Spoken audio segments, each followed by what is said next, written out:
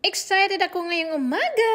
Pupunta tayo sa Kitchener, Ontario. At bago yan, bibili muna tayo ng baon natin na tinapay doon sa harina na tinatawag nila. At bibili tayo ng pandesal. Ang mahal na kaya ng 2 dosena. At pagkatapos niyan, dadaan tayo sa kape. Sa Coffee Tim Hortons. Bibili tayo ng coffee kasi uuhawin tayo kasi maagang-maaga tayong aalis. At ito nga, nagbibiyahe na kami papunta doon sa pupuntahan naming malayo. Kahit umuulan, sige lang, tuloy lang. May car naman, diba? May sasakyan naman, so hindi tayo mababasa. Mag-iingat lang tayo para hindi tayo magkakasakit. At grabe yung dinaanan namin, nagpagi na, ayan. Tingnan nyo si Frenny, driver. Tapos andito ako sa likuran, umuupo. At nagpapakyut din. At dito na nga. Sign na talaga na dito na kami sa aming pupuntahan na sa Kitchener, Ontario. Nag-snowy dito samantalang doon sa kabila, ulan lang siya. So sabi ko, wow, nakakamiss naman yung snow. Grabe, kasi first time dito nag-snow. So first time nandito rin sa Kitchener. Ayan, so mahaba rin yung binayahe namin, mga 1 hour siya. At eto, naglalakad na ako kasi bababa na kami at pupuntahan namin yung Home Depot kasi may bibilhin pa muna kami dito.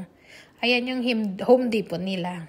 Sobrang lamig mga kamanay kag mga kamanoy, kamusta na po kayo? At eto nga ang laki-laki pala ng Home Depot na ito. First time ako nakapasok dito. At hindi ko ma-imagine na ganun kalaki at eto lumabas na kami at basang-basa ako kahit na umulan, sige lang, go lang. At pabalik na rin kami sa bahay, ayan, may aayusin lang. So si Frenny ang mag-aayos, charot, ang galing-galing niya pala, may tinatagong talent. At madilim dito so kailangan namin ng flashlight, ayan siya. Gumagawa kami ng yung ihahanger yung mga damit, kaya yun ang ginawa namin. Kasi ang kakapal at ang dadami ng mga damit, kaya ayan, nalaglag. Kasi nga diba winter, so maraming talagang makapal na jacket. So kailangan talaga matibay yung mo. Ayan, yung hahangiran mo ng damit. So pinagtibay na rin nila. Ginawa nila yung lahat, ginawa namin ang lahat. Talagang ginawa na namin para maging maging strong talaga sa kahit na winter siya o gaanong kakapal ang damit, makakaya niya. Ayan. So, tulong-tulong kaming 4, sila auntie, uncle, at si Frenny at ako. Ayan. So, grabe din ang hirap ditong ginawa namin kasi nga kailangan talaga na malakas kasi ang lalaki ng mga jacket. At ito nga sa loob kami ng bahay, napakaganda pala ng bahay na ito. So nagutom kami, nagpunta muna kami dito sa E&W. Yun talaga ang paborito naming puntahan. At alam nyo ba kung ano ang gusto-gusto namin?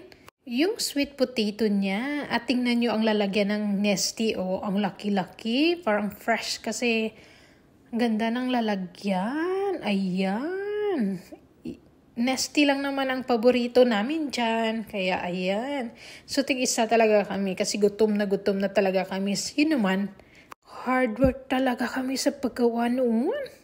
So nagbanding muna kami ditong 4. Ayan. Nagmerienda muna. Merienda muna kami. Or brunch pala to, brunch.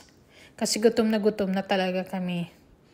So, hindi naman namin kailangan magluto kasi napagod din kami. Kaya, bumili na lang kami sa labas. Doon na lang kami pumunta sa isang restaurant na E&W. At alam nyo ba, yung kanilang drinks is, kung gusto mo, hanggat anong gusto mong inumin o kung kaya mo pang uminom, balik ka lang, okay lang. At ito na yung pinakagusto namin, yung sweet potato nila. Tingnan nyo, ang sarap. Tapos yung sausawan niya is manghang ng konti. Tapos mayroon pang kaming in-order na burger para partner. Para busog na lusog talaga kaming lahat. Para balik trabaho na naman ulit. Ayan. So magpipinta kami. Ayan. So si Kuya at saka si Frenny ang nagpinta. Ayan sila. At kami naman nanonood lang. Pero syempre tumutulong din. Tumutulong sa paglilinis, sa pagwalis. Ayan. Hanggat matapos yan kasi kailangan talaga tulong-tulong ito kasi ang hirap din gawin itong mag-isa kaya dapat maraming magtatrabaho nito. Ayan si Frenny tuloy tingnan yung ginagawa niya. Gumagawa na siya ng kahit ano, basta makakatulong lang. At ayan, magsasayaw muna ako sa labas kasi sabi ko kailangan ng fresh air. So ayan, magsasayaw muna tayo. At eto na nga, ang saya-saya talaga no kapag nandito ka sa Kitchener Ontario ito. At syempre first time mong pumunta dito, syempre sasaya ka talaga. Kasi sabi mo ay gagala na naman ito. Have a great day, ingat po kayo.